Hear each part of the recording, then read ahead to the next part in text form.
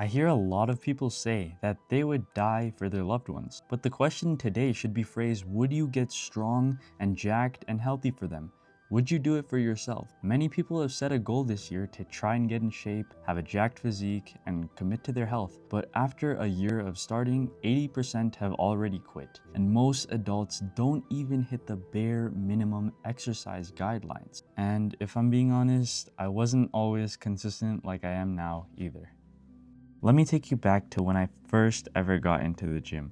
I started off looking like shit and weighed around 110 pounds. And I remember my friend, who is 4 years older than me, he's basically like an older brother figure. At the time, he talked about his gym progress and hitting bench press PRs. And this sounded really appealing to my buddy and I, who were 15 at the time. I thought about the bench press and how I really wanted to hit a PR. So I set my sights on at least hitting 100 pounds on the bench. And I thought that would be a decent number for a noob. So my buddy and I, we bought a day pass at our local YMCA and we immediately went to the bench rack. And my older friend, he showed me the technique, how to warm up, and I decided I'm gonna attempt a 1 rep max. So my buddy loads up the weight on the bar, and going into the set, I ask him, is this at least 100 pounds? And so he assures me, yeah. So I get into position, I unrack the weight, I lower it, and then I just press it. And when I got up, I could feel the adrenaline rushing and blood flowing to my head. And in my mind, I just thought, let's go. I'm not weak. And I remember my friend, he was pretty impressed because I didn't know it at the time, but he'd put on 115 pounds, not 100 pounds. So for a 15-year-old who weighs 110 pounds, I just benched 5 pounds more than my actual body weight, which doesn't seem a lot, but it's really damn good for the first day at the gym. So because of that, I felt an insane amount of motivation. I went home that day thinking, I want to do more. I want to get bigger. I want to increase my bench. I want to get strong on everything. And so my point is that positive reinforcement is an extremely valuable tool. You're able to actually look forward to achieving some sort of mini goals time after time. And that gives you that motivation to keep on going over and over. That's exactly how I subconsciously learned to gamify the process. Just make it a game, track your lifts, build a PR ladder, setting a goal to max out machines or achieve X weight within this amount of time. Obviously, we also got to keep it within the bounds of realism.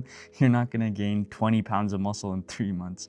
For someone who doesn't have the habit of always going to the gym, this basically allows them to have complete control and familiarizes them with the process, because as humans, we often just stick to something that's familiar to us. And this is what it was like for me as well, with video games, with junk food. But once I got introduced to the gym and I kept on going, it wasn't as easy to be consistent right away with the new habit and break old ones just like that, because it takes time. So the more you stack these little wins, the more you reinforce the process and familiarize yourself. So once I started doing this, that's when I knew, oh, okay, I want to add 5 pounds to this lift next week, or be able to preacher curl 40 pounds by the end of this month. It just came naturally, because it's hard to stay consistent for me if I'm just chasing randomness, if I don't have a clear set goal or mini goals. And I've done exactly this my whole journey. I've hit 225 pounds on the bench. I've chased machine maxes. I've bulked. I've hit a certain weight. I've gotten extra fat. I've cut down.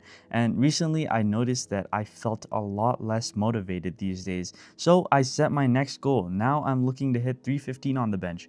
Even though I haven't benched in a while, I know I'm going to get there because I'm showing up and making improvements. And while this is a great approach for momentum, it's a lot tougher to adhere to the gym when you have a busier schedule. And I noticed this within myself as a full-time university student, when classes, assignments, and exams, they can all get in the way.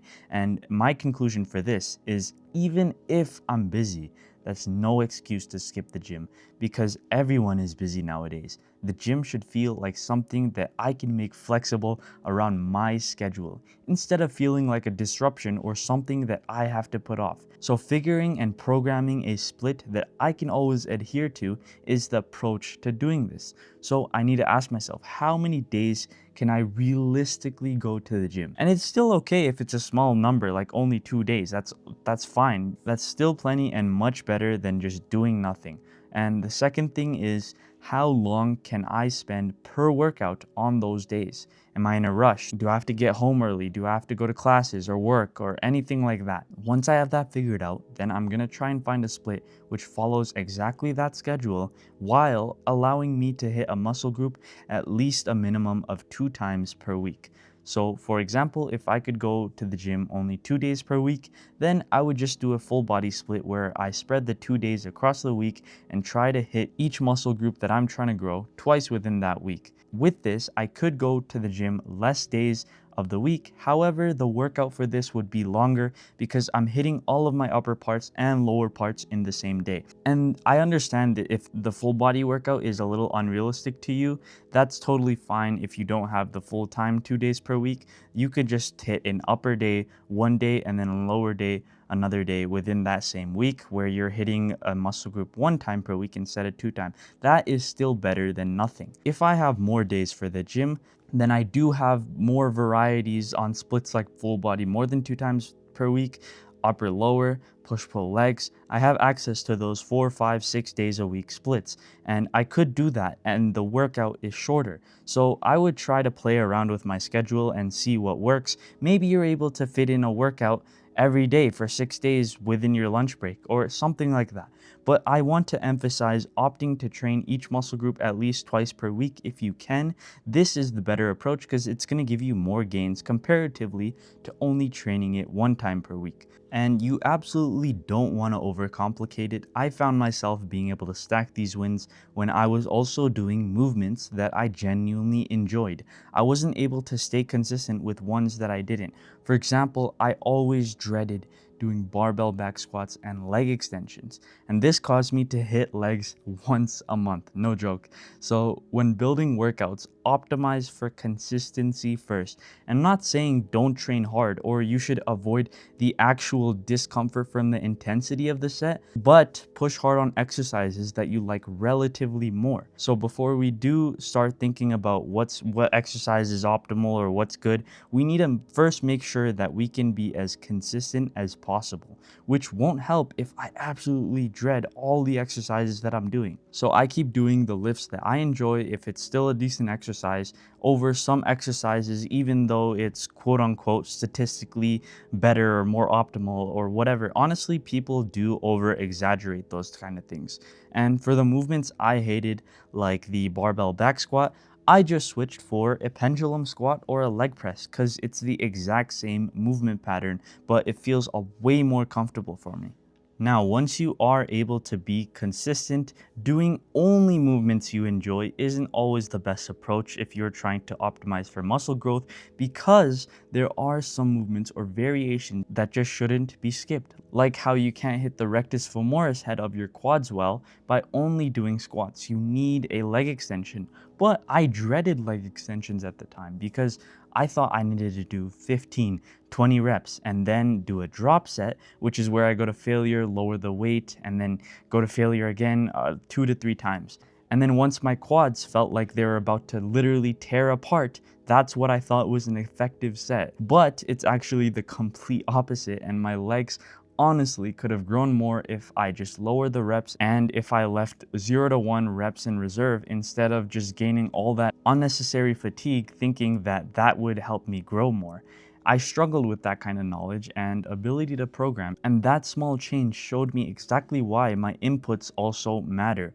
So consuming gym content, watching these types of videos like you're doing now is one of those inputs, and it adds to that reinforcement and helps us learn and implement new things into our training, and even keeps us more consistent the more good content that you consume. Like for example, imagine you just watch some guy hit a 315 bench and it's all hype, everyone's shouting, and now you just feel more motivated to go in and hit your set, kill that workout. Well, the more you do that, the more it adds to that reinforcement of now you're the type of guy who goes to the gym and works out. And what helps even more than inputs is people. Having someone on your side removes resistance and helps you stay consistent even on those low motivation days. It's like having an accountability partner, which is so useful because the resistance lowers when you have other people to share it with. I was very lucky to have some friends to where they were just as serious and dedicated as me. But a lot of people do struggle with finding the right inputs and having those accountability partners to guide you. And it's relatively much harder doing everything and starting off alone. So I put exactly everything I know about hypertrophy training and nutrition and diet into a program and built a community space around it, which you can check out, link in the description. Now, once I got the basics down, there's something that I want to share with you that I noticed within myself within the last couple of years, which is that after a certain point, the gym no longer felt hard at all.